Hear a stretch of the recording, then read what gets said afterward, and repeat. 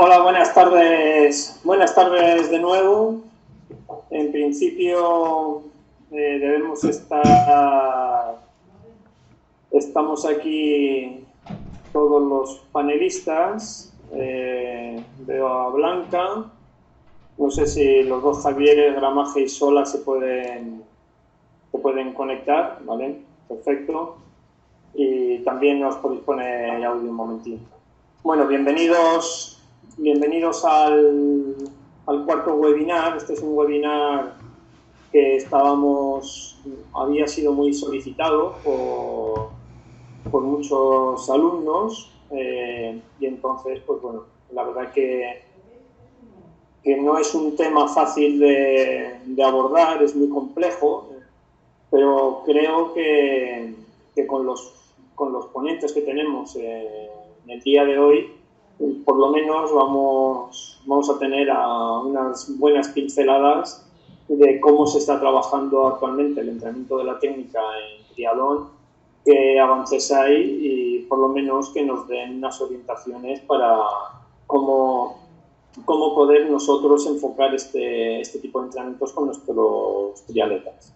Bueno, tenemos a Blanca de la Fuente, a Javier Sola y a Javier Martínez Gramaje.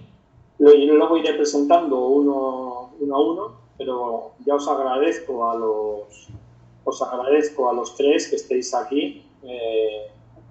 Sé que el calendario en esta época de confinamiento no es fácil, todos tenéis miles de actividades y bueno, que hagáis a poquito para poder estar aquí. La verdad que os lo agradezco de manera personal, ¿vale? Gracias. Bueno,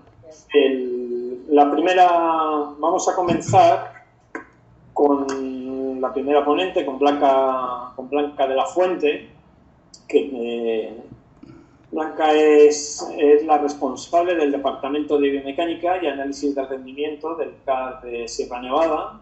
Lleva trabajando en el CAR desde los años 2000 como responsable del laboratorio desde 2010, pero también está trabajando y es la responsable de biomecánica de los equipos juniors de la Federación Española de Natación a nivel.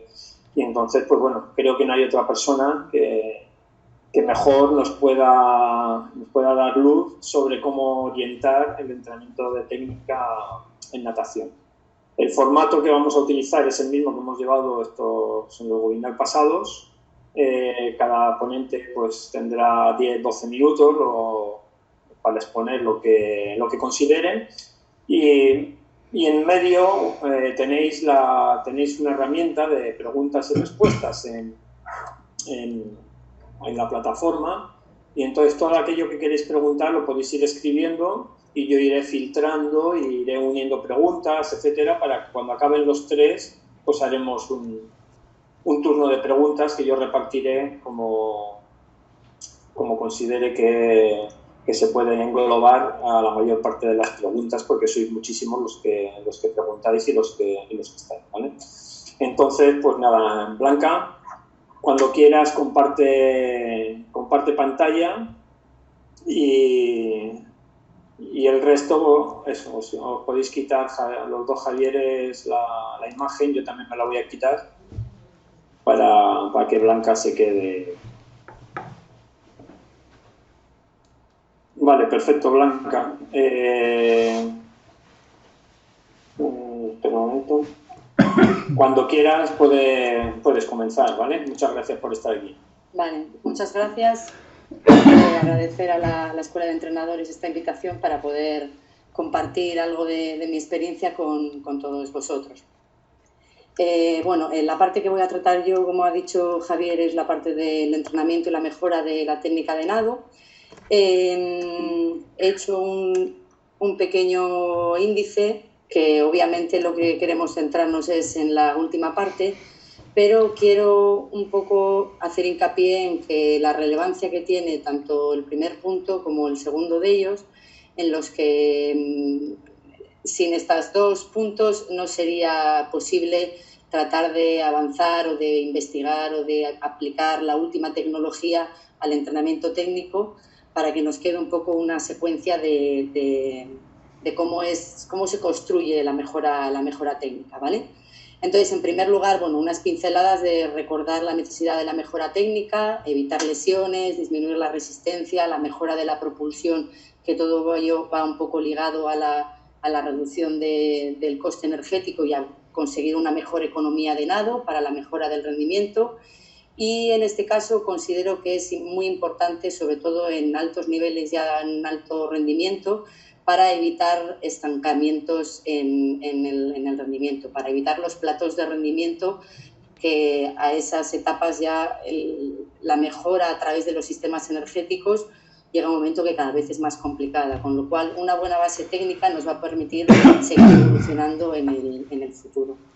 Todo el mundo tiene en mente un modelo ideal de la técnica del estilo crawl, ¿vale? Sea en nado o en triatlón, que es el caso que nos ocupa, pero sí es verdad que tenemos que tener en cuenta que hay peculiaridades y el estilo del nado es algo individual que se basa o que se ha ido forjando en base a las características individuales en cuanto a longitud de los miembros, flexibilidad, fuerza, el core, elasticidad, etcétera, etcétera. Entonces, sí es verdad que a la hora de detectar un fallo técnico, ¿vale?, o un error susceptible de mejora, tenemos que tener en cuenta si existen limitaciones por alguna de estas capacidades que sean los responsables de ese fallo a nivel de técnica. Con lo cual, deberemos identificar cuál ha sido la fuente o la cualidad que no me permite seguir avanzando técnicamente para a priori mejorar eso fuera del agua y luego volver a la mejora de las habilidades acuáticas. No obstante, aunque tenemos que buscar esa individualización en el estilo de nado, hay ciertas pinceladas que son comunes a las técnicas correctas. Los entrenadores americanos hablan de ciertas premisas que todo buen nadador se distingue en su estilo de nado, aunque haya individualidades en el mismo. Pues una correcta relación entre la cabeza y la cadera, lo que es la posición corporal, que las manos y los pies estén sueltos, la forma en la que se respira, la forma de agarrar el agua, que los movimientos tienen que ir de menos a más, acelerando durante toda la tracción de la fase subacuática, el recobro relajado, etcétera, etcétera. ¿Vale? Entonces, un poco con eso, con ese esquema del modelo técnico que todos tenemos, asumiendo esa individualidad del estilo individual propio de cada uno, existen ciertos errores que se repiten. Yo a lo largo de todos estos años trabajando con nadadores, con triatletas en el caso de ello, hay ciertos errores que son los básicos y los que provocan otros errores, ¿vale? Con lo cual hay que identificarlos y tratar de corregirlos lo antes posible para tratar de que esos errores se asienten en el tiempo. Todo el que me conoce sabe que yo casi todo lo que trabajo lo oriento a la disminución de la resistencia al avance, ¿vale? A evitar las desalineaciones del cuerpo más que a buscar un aumento de la propulsión en cada una de las brazadas, porque considero que la forma en la que nos desgastamos físicamente, sobre todo en distancias largas, como es en el caso del triatlón, es mucho más efectivo conservar la energía que no gastar esa energía en andar acelerando y decelerando al nadador. Con lo cual, una buena alineación corporal es la que me va a permitir hacer todo eso. Determinados errores en cuanto a posiciones de la cabeza, en cuanto a la posición de las manos en la entrada o en el agarre, posiciones de los brazos, que estas son las más relacionadas con las desalineaciones del eje longitudinal del cuerpo, una flexión excesiva del codo, cruzar las manos en exceso, un recobro demasiado en hiperextensión del hombro, la dirección que adopta el brazo una vez que entra en el agua, la mano, si va de adelante a atrás o si hago un movimiento muy hacia abajo, que luego más adelante lo veremos, algunos como estos gestos que van en relación a la posición de la cabeza en el momento de la respiración. Entonces, todos ellos van un poco en relación de conservar la alineación corporal, ¿vale? Y en ese sentido creo que ha hecho como mucho daño la concepción inicial de pensar en la tracción subacuática de la brazada como una S o como una interrogación, perdón, es que no veo esa parte de la pantalla, quería dejarlo aquí, ¿vale? Como una interrogación. Entonces, Si el nadador activamente trata de enfatizar esos gestos, a no ser que tenga un core como un roble, ¿vale? Y una buena batido de pies y un buen asentamiento de la cadera, lo que le va a provocar es más desalineaciones laterales del cuerpo. Entonces, los que han trabajado conmigo saben que yo lo que insto es pretender que el nadador activamente haga una tracción casi rectilínea, ¿vale? La filosofía es que él activamente piense que está haciendo una tracción rectilínea. Cerrar las manos, flexión del codo alineado y a partir de ahí directamente extensión hacia atrás. Es ahí donde sí aparece la interrogación. El resto del redondeo, ¿vale?, de esta parte de la tracción o esta parte de la tracción lo contribuye el rolido. De manera que el nadador activamente solo pretende hacer este gesto, pero el rolido del cuerpo es el que da esa pequeña oscilación en la parte del agarre y en el movimiento hacia adentro y en el tirón y el final del empuje, ¿vale? Entonces, eso parece que no, pero cambia un poco el chip a la hora de nadar y soluciona bastantes desalineaciones del cuerpo. Todos estos errores van un poco en la misma línea. El recobro también algunos de ellos, y en el caso que nos ocupa, ¿vale?, está el tema de la respiración. A la hora de trabajar con nadadores yo soy bastante exigente en cuanto a que traten de llevar una respiración adecuada, que ni sea adelantada ni retrasada, pero que parece que en el ámbito del triatlón se permite cualquier forma de respiración, ¿vale? Un estudio que estuvimos haciendo, no un estudio arreglado, sino diferentes aproximaciones con el equipo nacional de aguas abiertas en el CAR de Sierra Nevada, hicimos grabaciones grabando dos variantes de la forma de respiración, ¿vale? Con lo cual una de ellas disminuía bastante las oscilaciones verticales de la cadera y de los pies, con lo cual implica un ahorro energético porque no luchas en cada una de las brazadas en las que quieres orientarte a la boya el colocarte, ¿vale? Entonces, estoy hablando de que tradicionalmente, si por ejemplo un nadador o un triatleta va a respirar a la izquierda, como sería mi caso, el gesto que se hace inicial es que cuando yo voy a recobrar el brazo derecho, me oriento, miro a la boya, respiro casi frontalmente y dejo caer la cabeza. Esto le llamo yo un poco como nadar a caballito, porque es un poco el gesto en el que se repite ese levantar la cabeza y el hombro. Y el tipo de grabaciones que hicimos y hacia donde se está tendiendo a tratar de minimizar las oscilaciones verticales es que en el momento en el que la mano derecha sale del agua, el triatleta sigue mirando hacia el fondo, la mano entra en el agua mientras estoy mirando hacia el fondo y con el rolido del hombro contrario y la extensión de la mano derecha, lo que hago es que voy levantando la cabeza lo suficientemente hasta que mis gafas salgan del agua. De esa manera me puedo orientar y el hecho de la respiración, la boca sale del agua lateralmente, ¿vale? Entonces, creo que esa tendencia es algo bastante difícil de corregir, que hay que dedicarle en los periodos generales y a principio de temporada a hacer ese tipo de modificaciones, pero puede suponer bastantes diferencias a la hora del coste energético total de una prueba. Bueno, voy a tratar de agilizar un poco porque veo que se me va el tiempo. Tener en claro qué es lo que queremos evaluar, bien sea en función de las edades de deportistas, etcétera, ¿vale? Y nos centramos en dos fases, o bien un análisis cualitativo o un análisis numérico, ¿vale? A ver, algo ha pasado. Se te ha ido la pantalla. Y yo creo que sí, porque se me ha cerrado. Yo creo que con el tema del vídeo no lo voy a poner y se me ha cerrado. Un segundo, le doy otra vez. Es que lo que se me ha cerrado es el PowerPoint directamente. Yo creo que sí, que ha sido eso. Sí. Entonces, espérate, vamos a ver. Estoy calculando aquí este de vídeo. Vale, voy a quitar esa para que no aparezca. El tema es que ahora no me aparece aquí. A ver, salgo. ¿Ya lo tienes? Lo tengo ya, a ver, sí, ahora, ya está. Vale, comparto. Bueno, me he saltado la diapositiva que tenía el vídeo. En cuanto al análisis cualitativo, lo que os comentaba es o bien una toma frontal, que desde mi punto de vista es donde más errores se ven, o bien una toma lateral, ¿vale?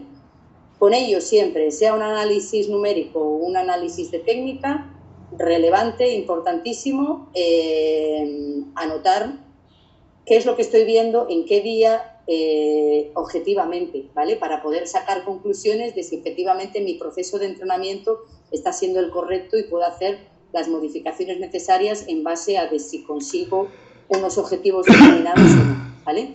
Entonces, análisis cualitativo, generación de informes o una reseña objetiva de lo que me encuentro, ¿vale? Y en cuanto al análisis cinemático, he puesto aquí distintas herramientas que podemos tener, algunos de ellos gratuitos, otros son de análisis de la competición, y lo mismo, la idea que tenemos es la mejora de la técnica pasa porque a igualdad de tiempo, ¿vale?, yo dé menor número de brazadas. Eso me indica que yo estoy siendo más eficiente en cada una de las brazadas.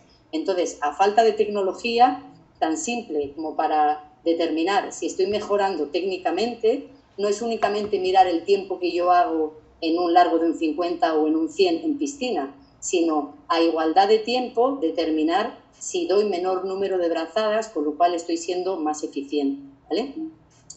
En cuanto a otras herramientas que no tienen nada que ver con el vídeo, que ayudan mucho a la gestión de grupo, ¿vale? Tenemos este tipo de dispositivos que están basados en acelerometría y tienen giróscopos, etcétera, con lo cual se pueden integrar y gestionar todos estos parámetros para un grupo de forma bastante accesible, ¿vale? Y finalmente, las herramientas con las que podemos dedicarnos al entrenamiento técnico, teniendo en cuenta el modelo técnico y las evaluaciones, pues, a ver, ahí, ese parece que no se ha cerrado.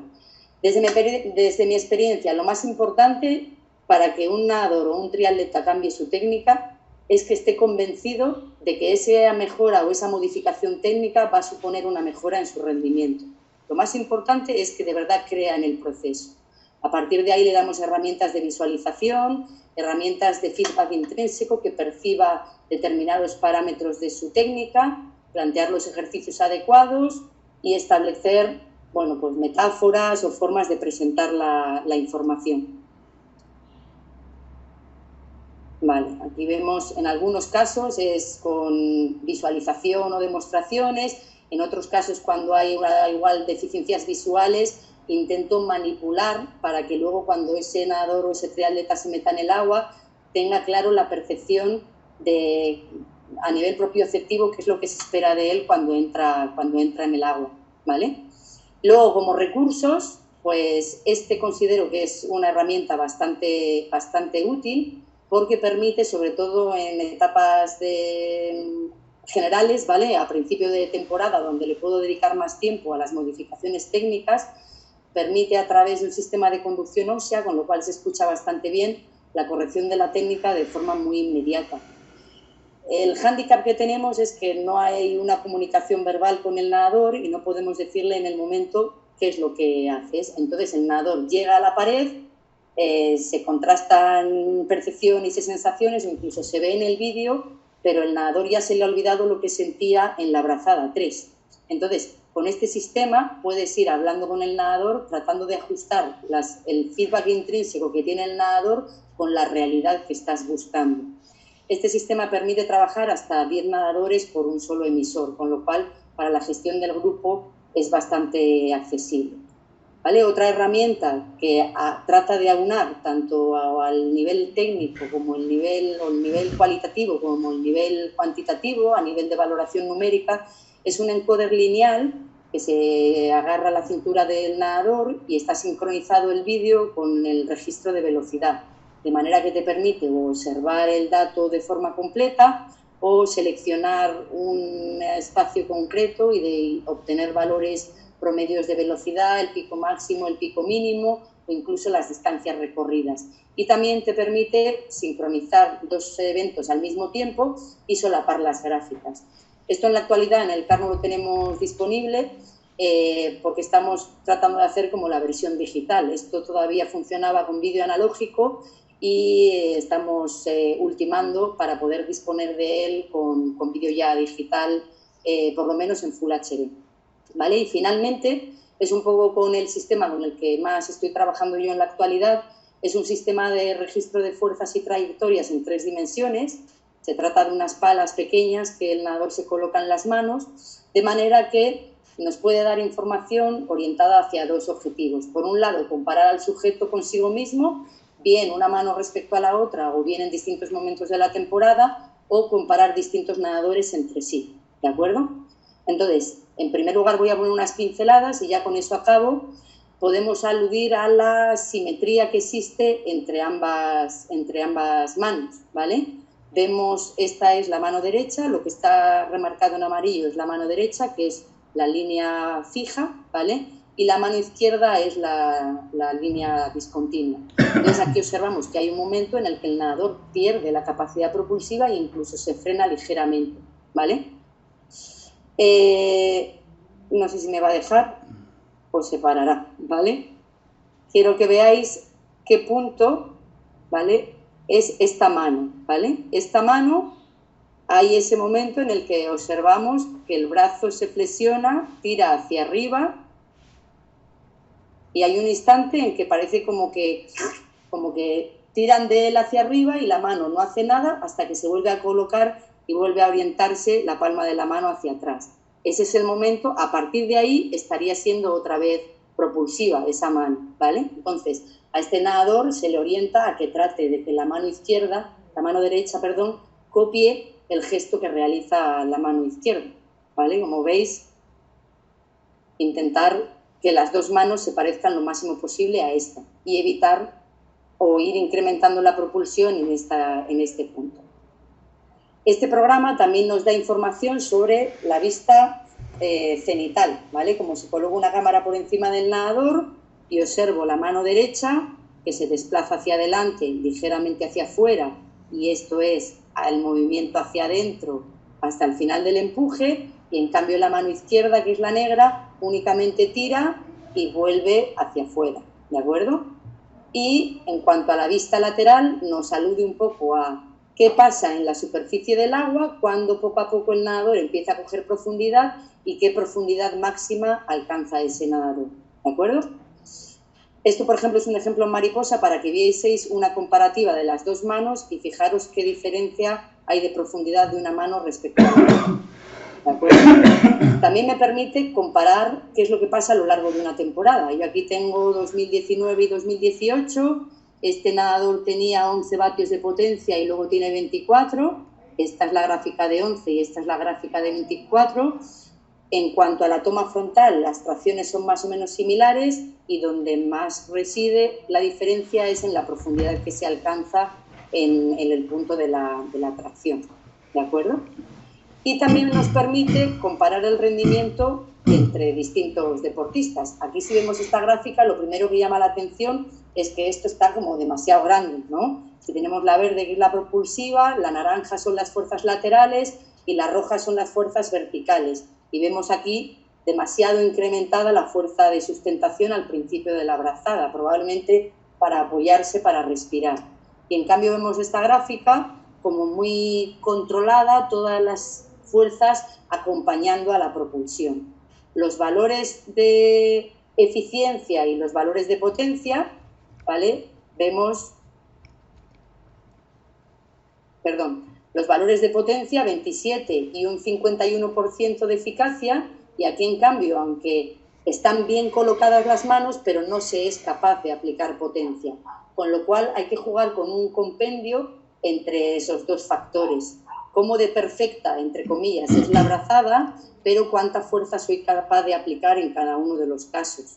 Aquí vemos también, pues, por ejemplo, una comparativa de 15 de potencia frente a 42, pero un 68-69 de eficacia frente a un 50, ¿vale? Incluso esta nadadora, que es la del 50, llega a tener 53 vatios de potencia con algo menos de eficacia que en el otro caso, ¿vale? Con lo cual, esta herramienta es bastante potente, lo que pasa es que requiere mucho tiempo de análisis para cada uno de los nadadores, porque implica irte a la toma frontal, a la toma lateral, a la toma de donde están plasmadas las fuerzas en los 3 ejes y ir comparando qué es lo que pasa en cada uno de los sitios. Finalmente, otra comparativa en la que los valores de eficacia son muy similares, pero observamos a esta persona que no es nadadora, ¿vale?, que tiene 15 vatios de potencia frente a 32 de potencia, con eficiencias muy similares.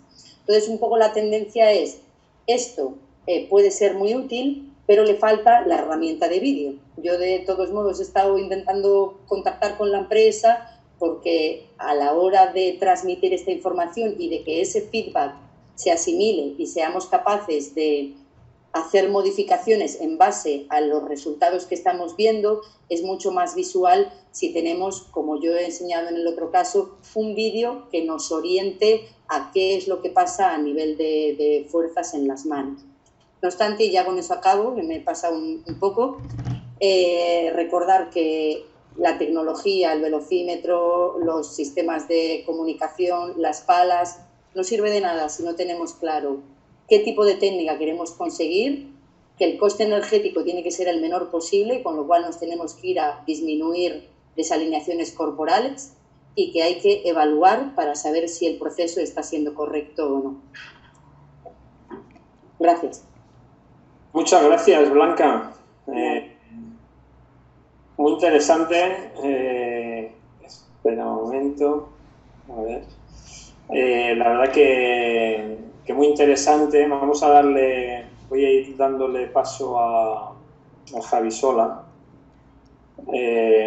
Ya tenemos varias preguntas que me parece que van a estar muy bien, ¿vale? Entonces, nada, imagino que ahora mientras hablamos seguirá habiendo preguntas. Pero es de lo que se trataba, de ver avances en el entrenamiento de técnica, y creo que lo has clavado.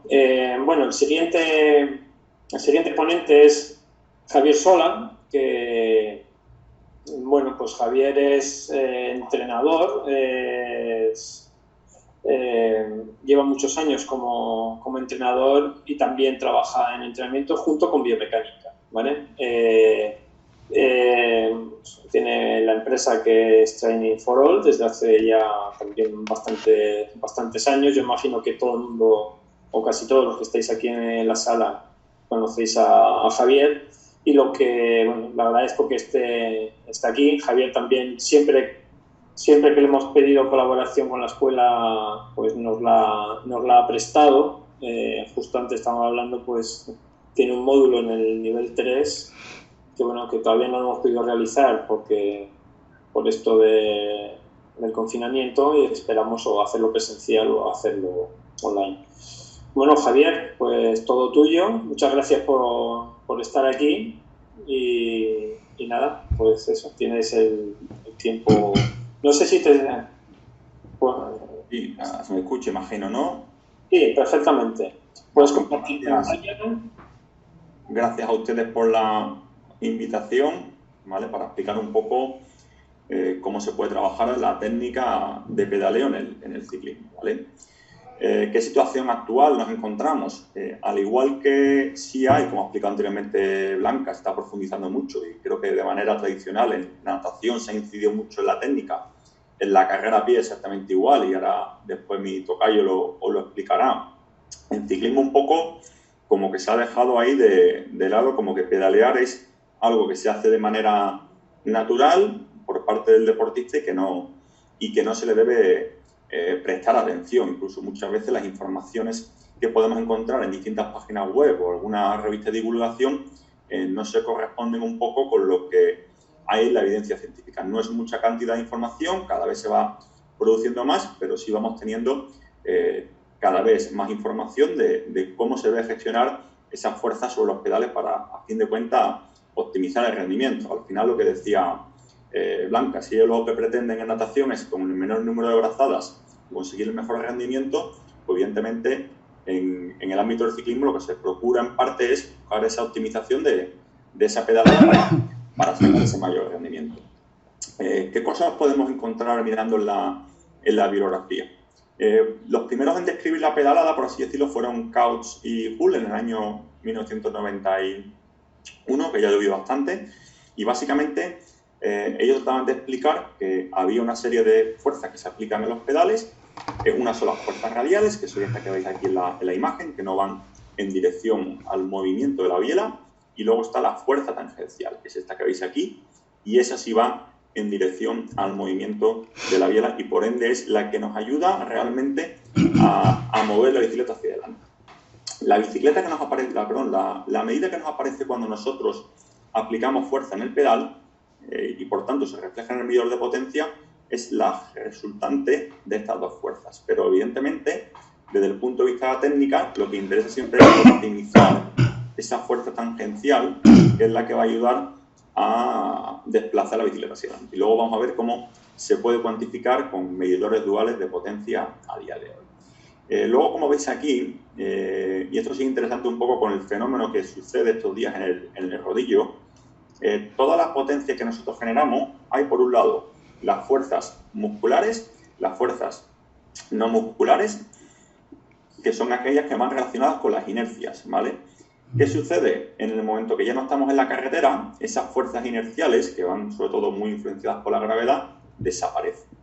Y claro, entonces el ciclista, para producir la misma potencia que realizaba anteriormente en la calle, tiene que aumentar ese componente por parte de las fuerzas musculares. Entonces, para yo igualar esos 200 vatios que hacía ante la carretera, necesito un componente mayor muscular para producir esa potencia total. Entonces, un poco para que entendáis el fenómeno que se está dando a día de hoy cuando la gente intenta producir la misma potencia que se realiza acá. Después, evidentemente, hay otra serie de connotaciones como la hidratación, termorregulación, pero no es de este webinar concreto, ¿vale?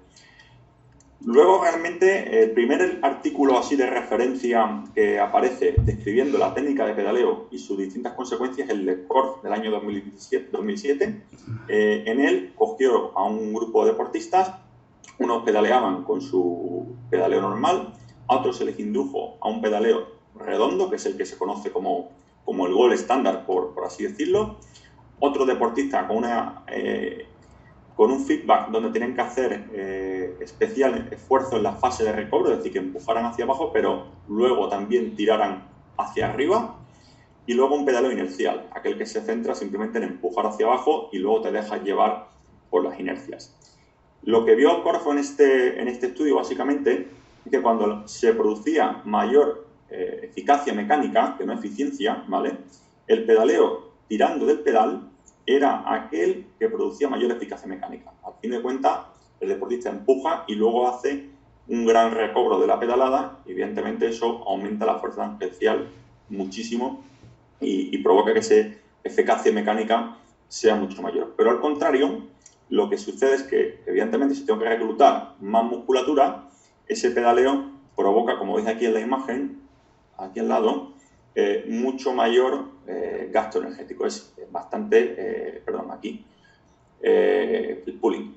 Es aquel que es el menos eficiente de todos. Provoca un mayor gasto metabólico y, por lo tanto, es mucho menos eficiente. Luego, el pedaleo redondo sí provoca unos relativos valores buenos a nivel de eficacia mecánica y luego, relativamente, es bastante eficiente. Y el más eficiente de todos es el pedaleo pistón. Genera poca eficacia mecánica, pero a nivel de eficiencia metabólica es el mejor de todos. Eso al final se corresponde en esta gráfica que veis aquí. Si este fuera la pedalada completa, 90 grados en la horizontal, 180 la punto muerto inferior, 270 si fuera un reloj las 9 y 360 la parte superior de la biela. Fijaros, por ejemplo, que con el pedaleo pistón sí produzco mucha potencia en la primera fase de la pedalada, pero luego en la fase de recobro esa potencia, como veis aquí, cae muchísimo, queda muy minimizada. Y en cambio el pedaleo tirando los pedales, que es este que tenéis aquí, el pooling, es aquel que es capaz de minimizar esa pérdida de potencia en la fase de recobro. Y en cambio, sí es verdad que la primera parte no tiene los mismos beneficios que el pistón. Con esta conclusión, Korf realmente lo que vio es que lo ideal era combinar el tipo de pedaleo según los tipos de esfuerzos que tengamos que hacer. De esta manera, siempre que hagamos esfuerzos por debajo del umbral, de lo que sería el FTP, que es bien conocido por la mayoría, sí interesa hacer un pedaleo inercial, en el caso, por ejemplo, de media distancia a larga distancia. Aquí tenéis distribuciones de intensidad en zonas de potencia. Veis que en un medio y en una larga distancia prácticamente están todos los valores por debajo de ese umbral, casi todo en tempo y en zona endurance. Y en cambio, si me voy a un triatlón olímpico, si os fijáis, hay mucho trabajo de alta intensidad por encima de ese umbral. Entonces sí convendría realizar ese pedaleo redondo que conocemos, o incluso en algunos momentos determinados traccionar de los pedales para alguna arrancada o algunos sprints que tengas que echar en un momento determinado para cerrar un hueco o para gestionar algunas zonas técnicas. Como sabéis, hoy en día los circuitos tienden a que sean cada vez mucho más grandes, ¿vale? Entonces, como conclusión es que lo ideal es que el deportista sea capaz de gestionar ese pedaleo en función del esfuerzo. ¿Cómo nosotros podemos medir ese tipo de pedaleo en base a los sistemas que tenemos hoy? Como sabéis, ya empiezan a aparecer medidores de potencia que son duales, como pueden ser los PowerTap, como aquí pedales porque está el buje, los pedales Axioma, Garmin Vector, dual, motor dual, 4i dual, y luego sistemas como Pioneer, Shimano, incluso Gian Pro, tienen individualizadas las dos partes de la pedalada con distintas cargas. Esos medidores, cuando los vinculamos al Garmin, nos van a dar dos métricas fundamentales. Una es el torque effectiveness y el otro el pedal smoothness. ¿Qué nos vienen a decir estas métricas? El torque effectiveness no es más que ver qué potencia genero en la parte primera de la pedalada, es decir, cuando voy empujando desde 0 grados hasta 180, hasta el punto muerto, cuánta potencia genero ahí. Y se hace una resta con la potencia negativa en la fase de recobro. Aquellos sujetos que optimicen mucho esa pedalada, evidentemente van a tener aquí una joroba muy grande y la de aquí muy pequeña. Y el pedal smoothness nos explica cómo destruir a esa pedalada. Si el deportista pedalea trompicones o en cambio es capaz de mantener una buena velocidad en la biela, que a fin de cuentas va muy relacionada con lo que es la eficiencia energética, como explicó Jobson en un estudio. ¿Cómo se calcula el smoothness? En base a la relación entre el pico máximo que se produce aquí y la potencia media que hay aquí. Evidentemente, cuanto menos relación hay entre el pico máximo y la media, más fluida es la pedalada. Y al fin de cuentas, lo que tratamos es de obtener que esa eficiencia del pedaleo sea lo más alta posible. ¿Qué quiere decir que un sujeto que va a 300 vatios con un torque effectiveness del 75%? Lo que quiere decir que de esa potencia que produce, el 75% es la que está utilizando para desplazar la bicicleta hacia adelante, es decir, 225 vatios. Entonces, es lo que se llama el gross power release, la potencia útil para desplazar la bicicleta. Los otros 75 vatios que me quedan sin utilizar es lo que se llama la potencia absorbida.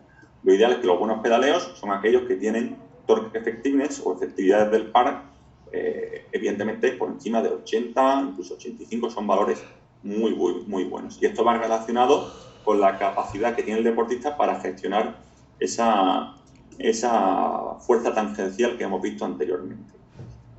Aquí os pongo dos ejemplos, dos deportistas de un nivel relativamente parecido, pero con distintas técnicas de pedaleo. Fijaros que el que pedalea muy bien produce 114 vatios con la izquierda, 111 con la derecha y frena 23 vatios con la izquierda y 25 vatios con la derecha. Es decir, está despreciando 23 con la izquierda, 25 con la derecha. En cambio, este, que no pedalea tan bien, produce un poquito más de fuerza con la izquierda y la derecha que el anterior, pero está prácticamente absorbiendo 43 y 44. Es decir, el ciclista de aquí tiene bastante mejor técnica que este de aquí. Evidentemente, eso es algo que se puede trabajar.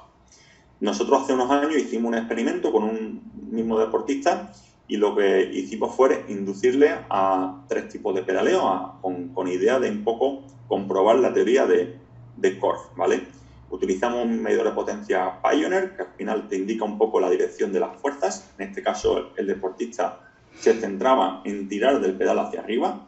Si os fijáis, empuja ligeramente hacia abajo, por eso veis aquí la dirección de los vectores, y luego intenta tirar hacia arriba, sobre todo en la fase final. Veis aquí la dirección de las fuerzas en la última fase de la pedalada, cómo tracciona. El resultado era que en la primera fase de la pedalada no producía mucha cantidad de fuerza en comparación con otros pedaleos que veremos ahora, pero sí minimizaba bastante el freno de esa pedalada o esos vatios que se absorbían. Luego el pedaleo redondo, fijaros que producía muchísimo en la fase de empuje, como veis aquí 130, 138, veis aquí la dirección de las flechas mucho mayor, y luego recobraba ligeramente hacia arriba, ¿vale? Y el frenado era bastante pequeño. Y luego el pedaleo inercial se centraba en empujar mucho hacia abajo, y luego la fase de recobro, si veis la dirección de las fuerzas, no va en la dirección del movimiento, es decir, aquí descargaba la pedalada. Y eso provocaba que el freno fuera de 22, 27. Entonces, al final, la conclusión era un poco la misma que nos decía Korf. Realmente, lo interesante es que el deportista gestione esos pedaleos en función de las necesidades de la competición, utilizar uno o utilizar otro. Por lo general, los deportistas que suelen tener más nivel son aquellos que suelen tener mejores valores en cuanto a la eficiencia del pedaleo, ¿vale?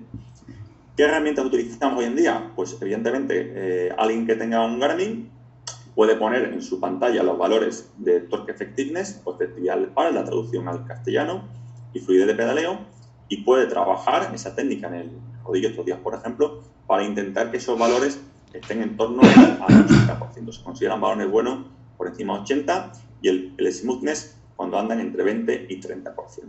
Y luego, por otro lado, la propia marca de Garmin tiene sus pedales, tiene el display específico donde te explica en qué zona estás aplicando las fuerzas en todo momento y dentro de la aplicación de fuerzas dónde se da la máxima aplicación. Entonces, lo interesante es que sea capaz de empezar aquí prácticamente, acompañe un poco hacia aquí y esta parte de aquí, que la zona de máxima aplicación, sea lo más amplia posible, ¿vale? Y eso irá relacionado con ese torque effectiveness lo mayor posible. El otro tipo de elementos que podemos trabajar es, por ejemplo, la aerodinámica.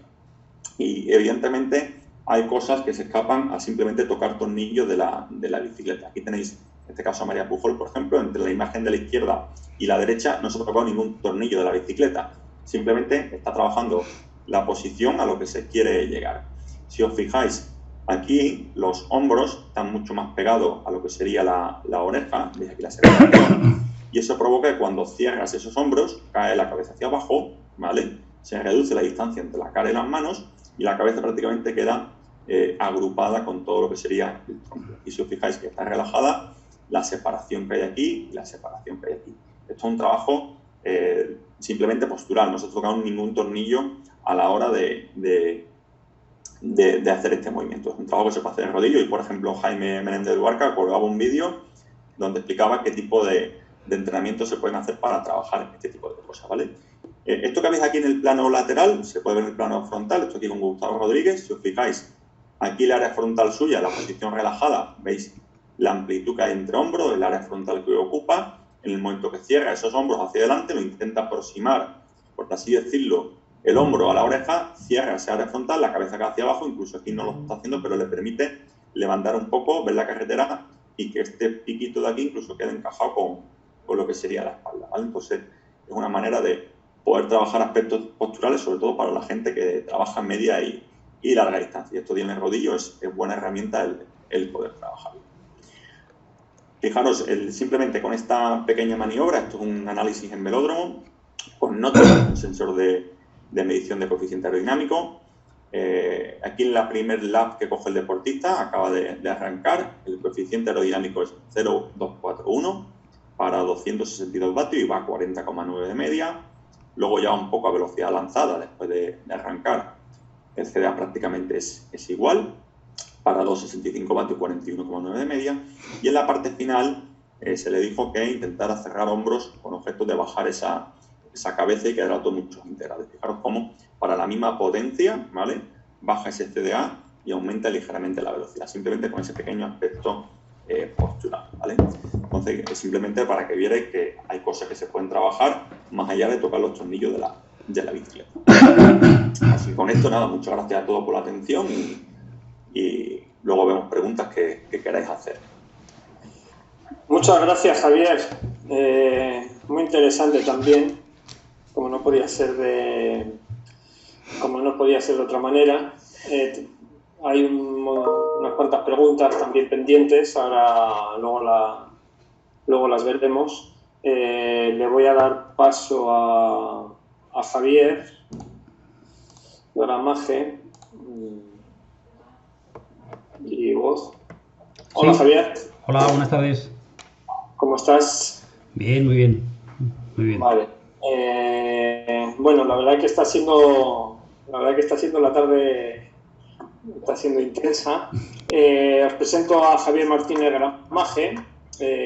Javier trabaja en la Universidad CEU de Valencia, es el responsable del Laboratorio de Investigación y Biomecánica de la universidad.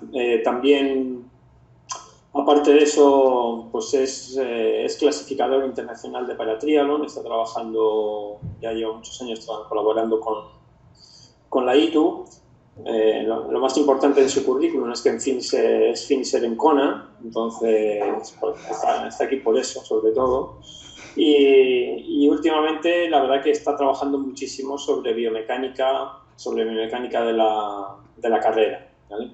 Entonces, pues él es colaborador, también es profesor de la escuela, tanto en el nivel 2 como en el nivel 3, como en los cursos de paratriatlón. También le quiero agradecer siempre la predisposición que tiene a colaborar con nosotros. Y bueno, Javier, pues nada, tienes el ratín para ti, para contarnos lo que estás haciendo sobre entrenamiento técnica de carrera. Muchas gracias por estar aquí. Muy bien. Muchas gracias, Javier. Un placer poder compartir esta tarde con vosotros y sobre todo por los dos compañeros que me han precedido.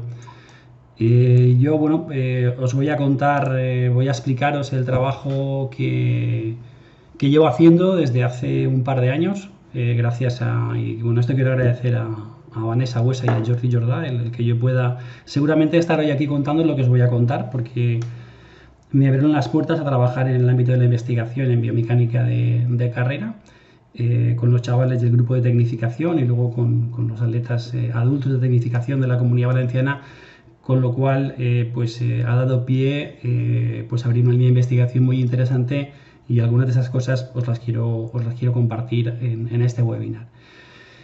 Bueno, yo voy a centrar la intervención en tres áreas de conocimiento que son las tres áreas sobre las cuales seguramente la técnica, hablamos de carrera, y seguramente la técnica deportiva de otras disciplinas gira en torno, ¿no?, a estas tres áreas de conocimiento. Una es el área de la neurociencia, otra es la de la biomecánica y otra, últimamente muy novedosa, es la de la inteligencia artificial.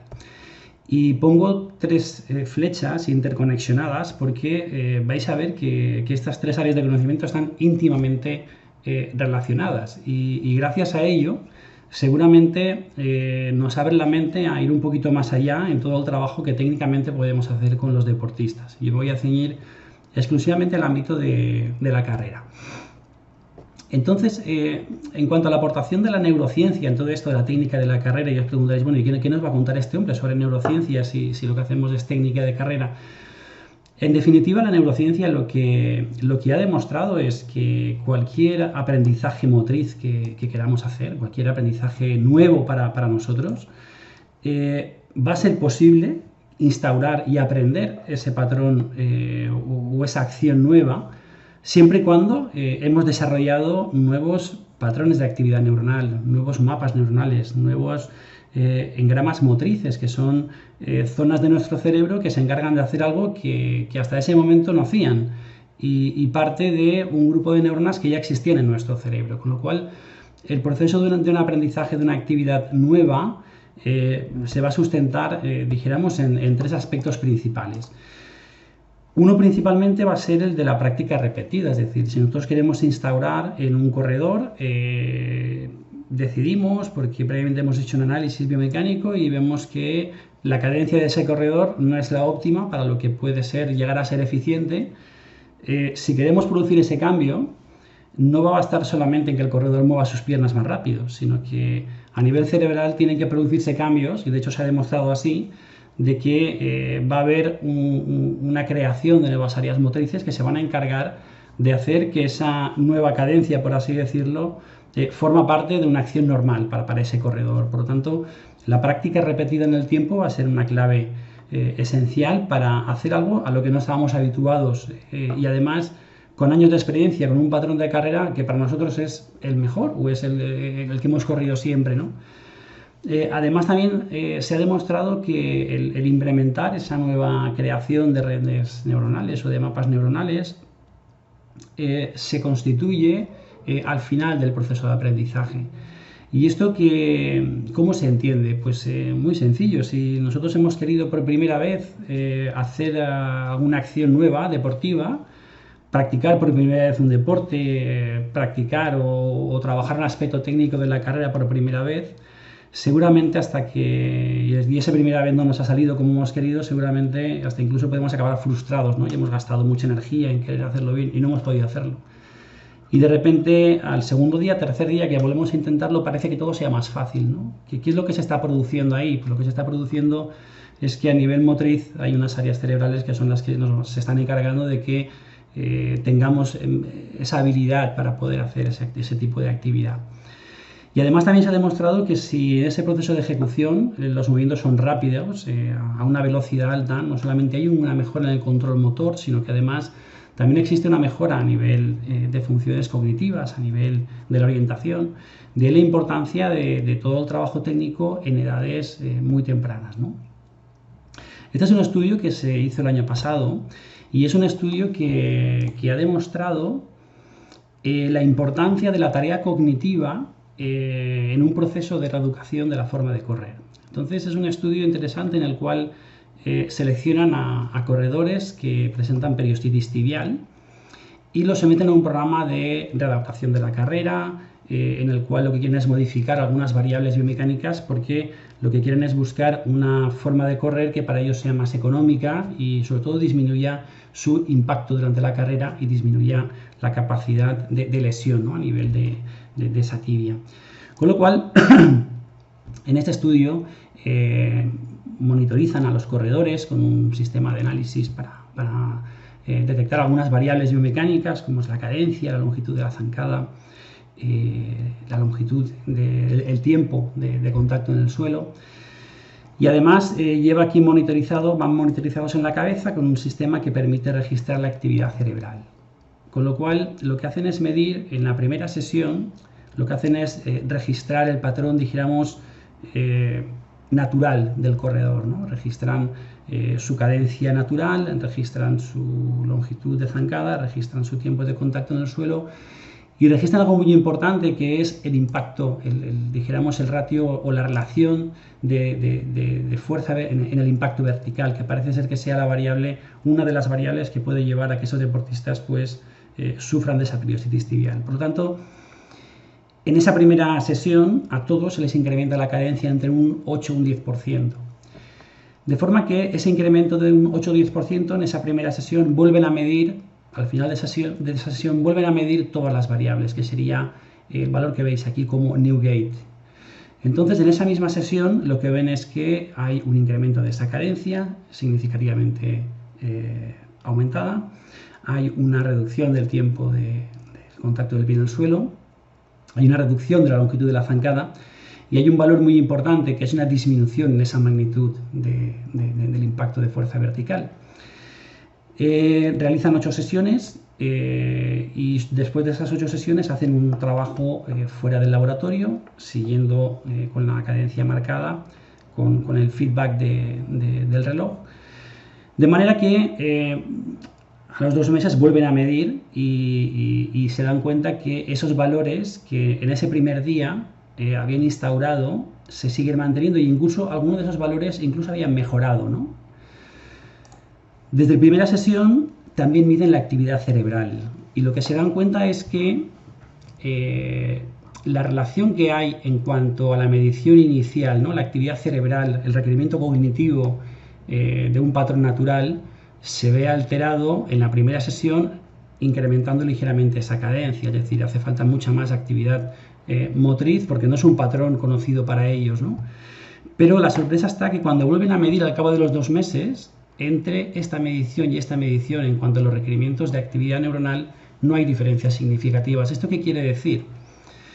Que hay una similitud entre el aprendizaje, dijéramos, a esta nueva forma de correr menos lesiva, junto con la organización cerebral que se ha producido en el corredor. Por lo tanto, partiendo de esta premisa, que creo que es una premisa muy importante en el ámbito de la técnica de carrera, dentro de las modificaciones, en el caso de que haya que hacerlas, parece ser que hay un tipo de intervención, de acuerdo a la evidencia, que se denomina gait retraining. Yo le coloco el prefijo de running gait retraining, que es una forma de readaptar o de modificar ciertos patrones que pueden ser, por un lado, factores de riesgo lesivos para ese corredor, o que seguramente son factores o son variables en las que se está moviendo, que hacen que ese corredor no sea lo eficiente que puede llegar a ser, ¿no? Bueno, es un tipo de intervención que parte siempre de un análisis biomecánico previo, en el cual se detectan ciertas variables que son las que de alguna manera van a establecer, ¿no?, el diseño del trabajo a realizar en la fase de readaptación.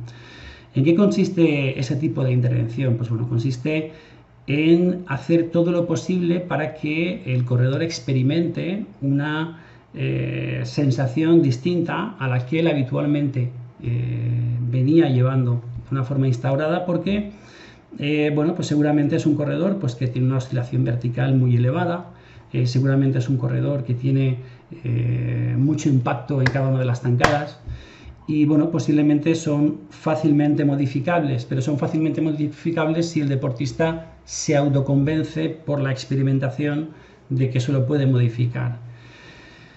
Constantemente, en este caso esta triatleta está grabada en una cámara en plano sagital, ella se ve frente aquí a la pantalla, de manera que tiene un feedback visual, ella se ve cómo está corriendo, aquí al lado hay una pantalla en la cual hay un vídeo modélico de parte de la sesión que se está trabajando, en este caso cómo deben ser esos apoyos del pie en el suelo. Va monitorizada, aquí lleva un acelerómetro, lleva sensores portables aquí en la zapatilla, y en tiempo real, aquí en el reloj, ella también está visualizando las dinámicas de carrera en las que ella se tiene que movilizar. Es decir, si antes corría a esta velocidad con 12 centímetros de oscilación vertical, pues tenemos que reducir esa oscilación porque no puede estar por encima de 9 centímetros. Por lo tanto, hay estrategias desde el punto de vista de la técnica para que esa oscilación disminuye, esa cadencia incremente y de alguna forma tenga esa retroalimentación, ese feedback visual, auditivo por parte del técnico, y también muchas veces por la utilidad de un metrónomo, ¿no? Es una forma de que en tiempo real tenga una serie de información que su cerebro tiene que integrar, ¿no?, y tiene que aprender. Como ejemplo de todo esto, es una chiquita del grupo de tecnificación de la categoría infantil. Este sería su patrón inicial, ¿no?, su patrón de base a la hora de correr. Y cuando implementamos, después del análisis biomecánico, de ver qué variables son las que podríamos trabajar para que esa carrera fuese más económica y sea menos lesiva, lo que sucede es esto. Tiene feedback a partir de un metrónomo que va a marcar su cadencia. Tiene un feedback visual en el cual se le insiste sobre la posición del tronco, se le insiste sobre el braceo, se le insiste sobre la reducción de la longitud de la zancada, y lo que buscamos especialmente es que aprenda a expensas de la experimentación de una forma de correr a la misma velocidad, que para ella es una forma de correr desde luego mucho más económica. También hemos utilizado esta forma de trabajar con la gente de tecnificación a ritmos de competición. Aquí está corriendo a 16.8 km por hora en el vídeo de la izquierda y el vídeo de la derecha. El vídeo de la izquierda es su patrón, dijéramos, propio, natural, instintivo, con el que ella corría, y a la derecha es el patrón en el que se trabaja. Entonces, realmente lo que buscamos con todo esto es buscar carreras lo más eficientes posibles, y carreras que con su gestión de las dinámicas de la carrera y jugando con la física, porque en definitiva aquí lo que se está haciendo es jugando con valores biomecánicos propios de la física que busquen minimizar ese impacto, reducir ese frenado y hacer una carrera mucho más fluida. Bueno, ¿qué aportaciones puede hacer la biomecánica en sí? había 3 pilares. Uno era la neurociencia, relacionado con el aprendizaje, otro es la biomecánica. ¿Qué puede aportar la biomecánica? Bueno, pues la biomecánica, en biomecánica de carrera ha habido un salto cualitativo, un salto exponencial. Ya no hablo de 8 o 5 años para aquí, hablo de hace 2 años para aquí. Es algo muy reciente, ¿no? Con la aparición de los sensores portables, RunScribe, Stride, han permitido y están permitiendo hacer cosas que hasta hace un par de años, hasta hace 3 años, era posible medirlo en un entorno de laboratorio y seguramente con tecnología muy cara, ¿no? El hecho de poder disponer de sensores, porque en definitiva son estimadores de la potencia, a partir de los algoritmos y los cálculos matemáticos, pero gracias a la evidencia pues demuestran que son sistemas, algunos de ellos fiables y válidos para lo que acomete en cuanto a la medición de la potencia en carrera, ¿no? De modo que aquí hay un ejemplo de utilidad, de cómo hacer uso de variables biomecánicas a partir de la dinámica de la carrera, a partir de la potencia. Y bueno, pues aquí lo que he puesto es correr el mismo corredor, corriendo a la misma velocidad, 14 km por hora. Visualmente, el corredor de arriba respecto al corredor de abajo, lo que más llama la atención es que el corredor de abajo deja de rebotar tanto como el de arriba, con lo cual su oscilación vertical aquí ha disminuido. Otro de los aspectos que también ha cambiado es la posición de su tronco, ligeramente un poquito más erguido, el movimiento de sus brazos.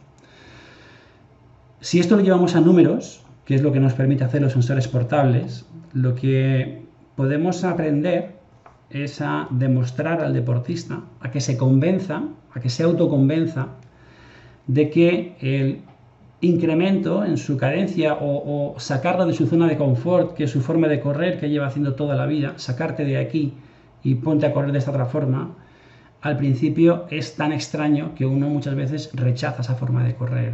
Y rechaza esa forma de correr porque su cerebro no entiende lo que estás haciendo. No hay un mapa motor que entienda tu nueva forma de correr.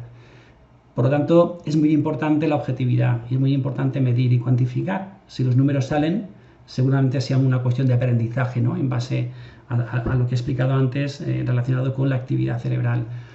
Por lo tanto, lo que podemos ver es que correr ligeramente a más cadencia requiere menos trabajo en cuanto a potencia, pero es que además en la gestión de esa potencia, el FP ratio es un porcentaje que nos mide el porcentaje de potencia vertical. Cuando corremos tenemos un componente vertical, un componente horizontal al avance, que sería la potencia que nos interesa, ¿no? Generar mayor potencia horizontal y disminuir esa potencia vertical.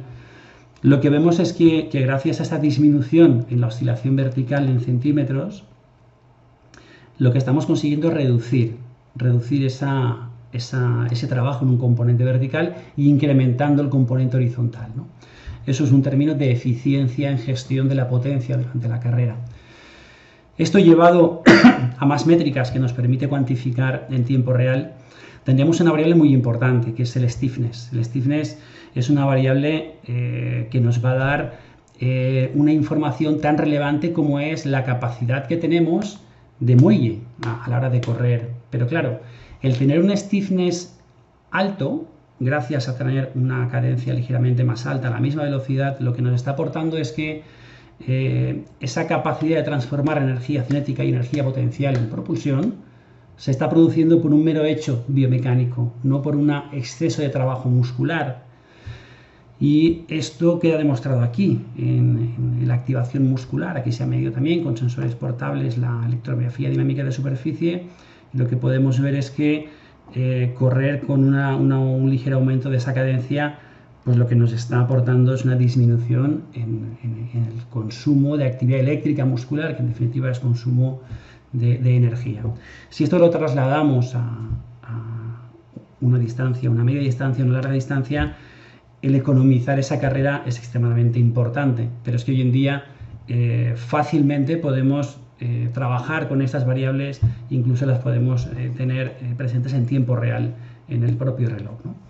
Otro de los avances que ha permitido los sistemas portables de análisis de la carrera es ver las diferencias en la propia competición. Muchas veces cuando buscamos o cuando trabajamos en investigación queremos simular situaciones parecidas a las que se va a encontrar en la carrera, y a veces hay protocolos de fatiga, ¿no? Y luego se hace la medición. Bueno, pues hoy en día los sistemas portables lo que permiten es medir en la propia competición. Por lo tanto, podemos ver, por ejemplo, en un duatlón cómo afecta esa fatiga en un duatlón. Y a partir de estos datos, pues podemos utilizar, ¿no? para focalizar el entrenamiento sobre aspectos muy claves cuando el deportista está en fatiga, ¿no?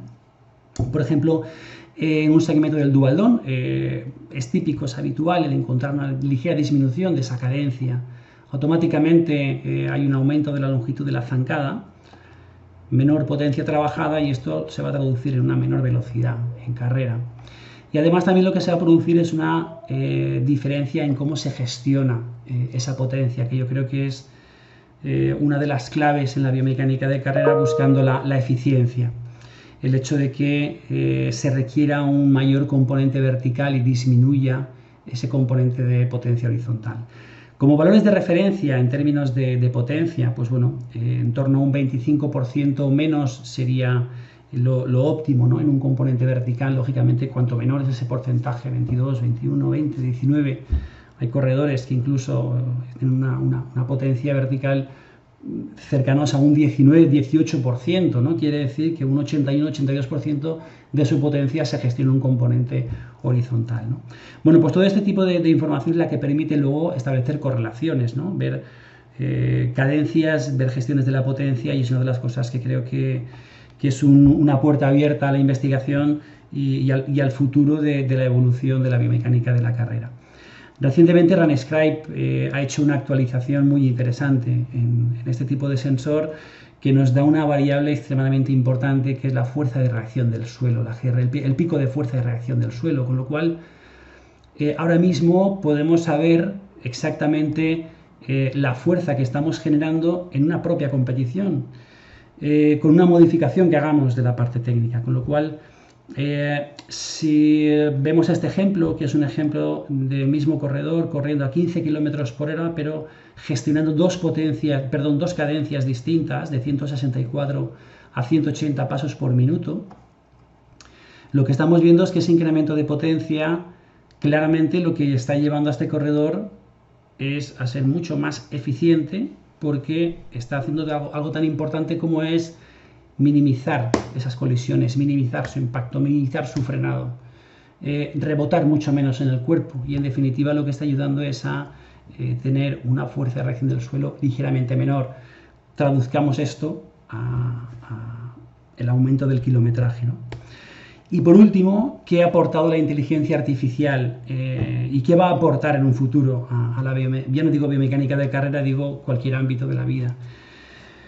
Especialmente el ejemplo más claro para entender la inteligencia artificial es lo que nos sucede muchas veces cuando acabamos del trabajo y cuando estamos saliendo con el coche, automáticamente nos dice el reloj o nos dice el teléfono: quedan 30 minutos para llegar a casa, ¿no? Y dices, ¿cómo puede ser? ¿Cómo sabes que yo me voy a mi casa, ¿no? Bueno, pues eso es fruto de tratamiento de múltiples datos a partir de una máquina de aprendizaje y a partir de muchos algoritmos por asociación, por repetición, siempre de situaciones muy similares, y al final hay una máquina de aprendizaje que es capaz de predecir tú hacia dónde te vas a mover en esos días, a esas horas, ¿no? Bueno, pues ahora mismo el ámbito de la inteligencia artificial ha empezado a aplicarse en el ámbito de la biomecánica de la carrera, pero quizá más dirigida al ámbito de lesión y al ámbito de la prevención de lesiones. Ahora mismo, por ejemplo, podemos saber los factores de riesgo lesionales en una probabilidad del 0 al 100%, pues ahora mismo podemos saber cuáles serían, dijéramos, las alteraciones que directamente en un porcentaje de un 90 a un 99% en ese corredor va a producir problemas el día de mañana, ¿no? Y todo esto ha sido gracias a la inteligencia artificial, al tratamiento de muchos datos. Hemos empezado y hemos terminado ya un trabajo en el grupo de tecnificación en Valencia, que es este trabajo de aquí, que esperemos publicar en 2020. Y en esta investigación nos hemos centrado en una población joven, en deporte escolar, por el crecimiento tan exponencial que tiene esta disciplina. Y ahora mismo lo que hemos hecho ha sido determinar cuáles son aquellos aspectos que en jóvenes escolares triatletas hay que tener muy presentes para que no se lesionen, ¿no? Con lo cual entra el ámbito de la prevención. Creo que es una información muy interesante para que desde el punto de vista técnico pues se trabaje en esa prevención, ¿no? A partir de aspectos biomecánicos. Bueno, pues esto ha sido, en el poco tiempo que he tenido, el poder explicar un acercamiento hacia lo que parece ser, hacia donde tienda el futuro de la técnica de carrera, pero desde luego, si con algo me tengo que quedar, es que gracias a los sistemas portables se ha abierto una puerta muy interesante tanto para el entrenador como para el aprendizaje del propio deportista, de saber exactamente qué está pasando con su cuerpo cuando corre, y entendiendo estas variables y trabajando con ellas, el poder planificar más allá que trabajar por ritmos de competición, incluso trabajar por las propias variables biomecánicas, ¿no? De las dinámicas de la carrera, de la gestión de la potencia, ¿no? Bien, pues muchas gracias a todos, gracias por la atención y pasamos al turno de preguntas. Bien, muchas gracias, Javier. Gracias, Javier. Bueno, antes de pasar al turno de preguntas, hemos pasado de las 8, entonces en todos los webinars hacemos un recordatorio. Igual hay gente que no ha podido salir a la ventana a aplaudir y hacer un recordatorio a todas las personas que están trabajando para ver si dentro de poco podemos superar esta situación. Vamos a darles un aplauso.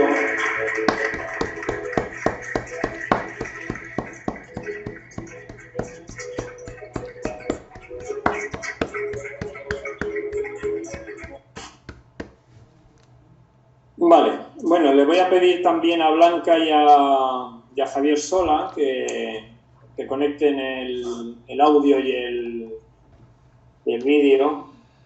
Bueno, la verdad que tengo un montón de preguntas, no sé si voy a ser capaz de filtrar.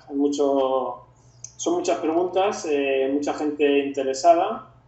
He intentado agrupar las principales o a las que creo que coincide más gente. Entonces a Blanca, pues bueno, a los tres ya os digo que han preguntado por marcas, ¿vale?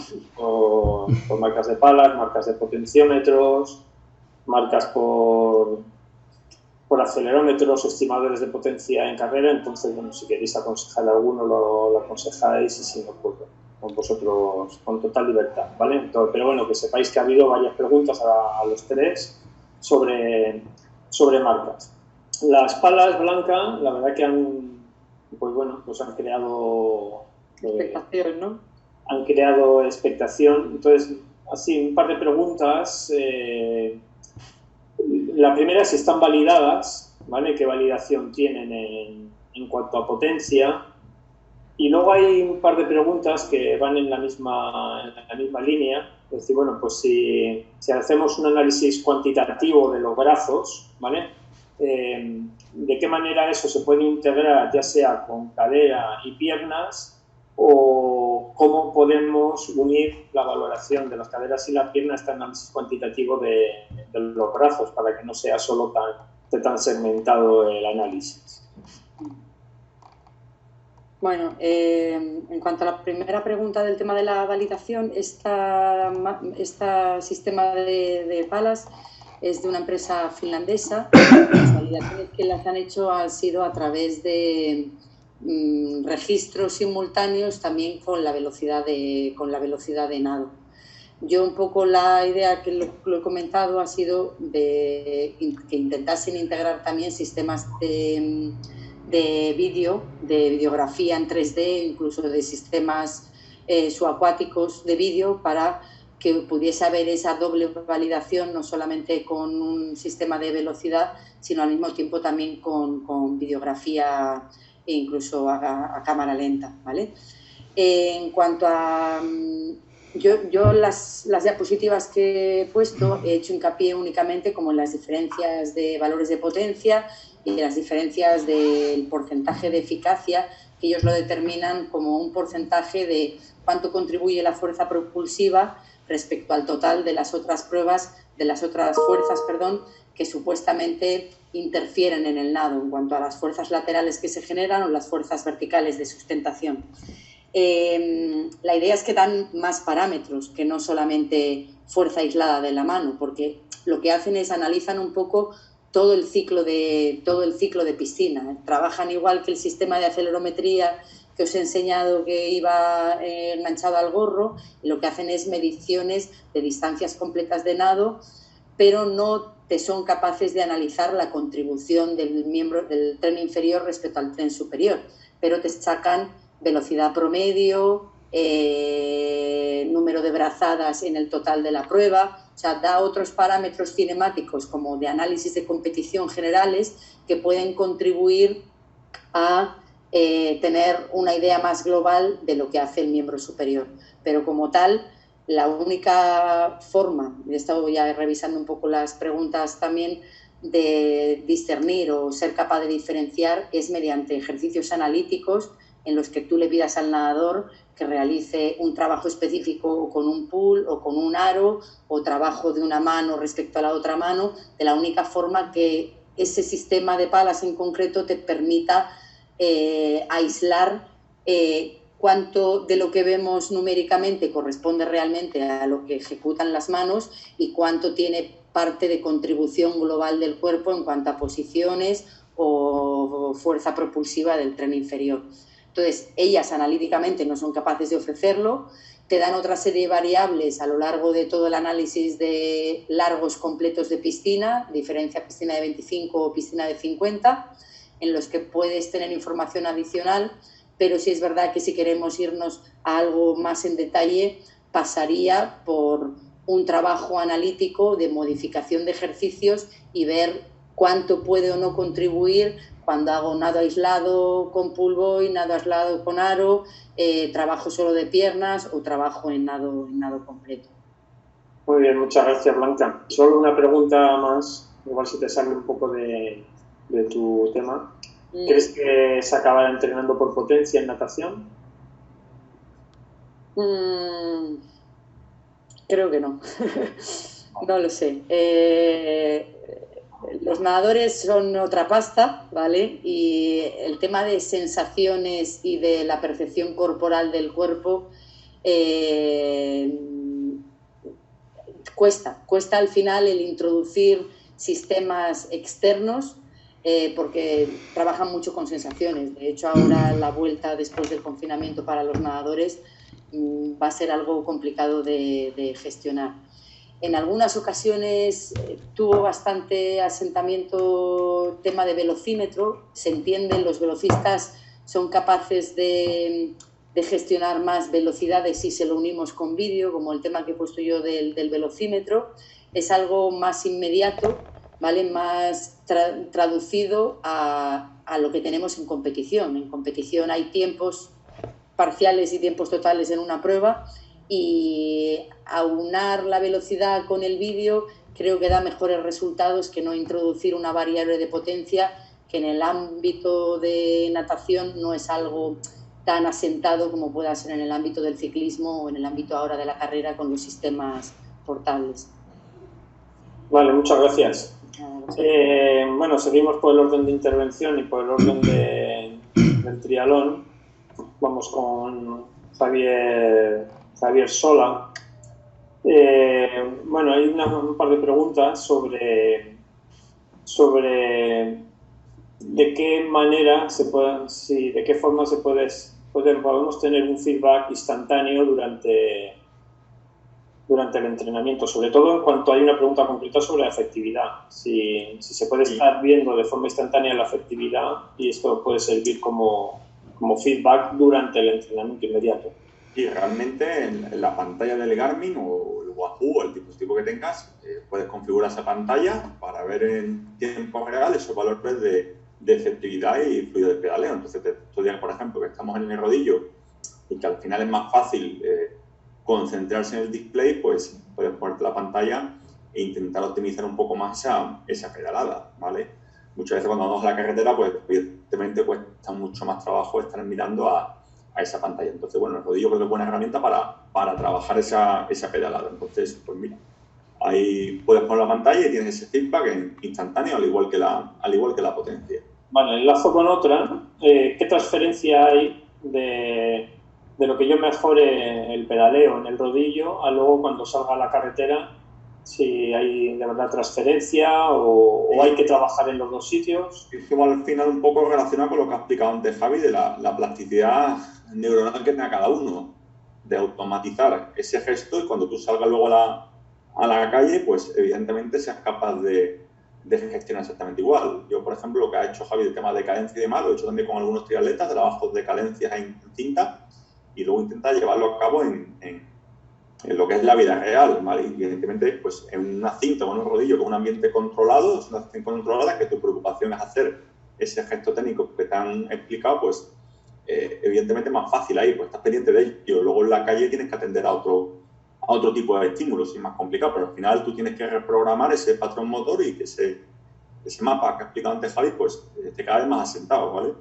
Requiere práctica al final, llegar a un punto que te salga sordo.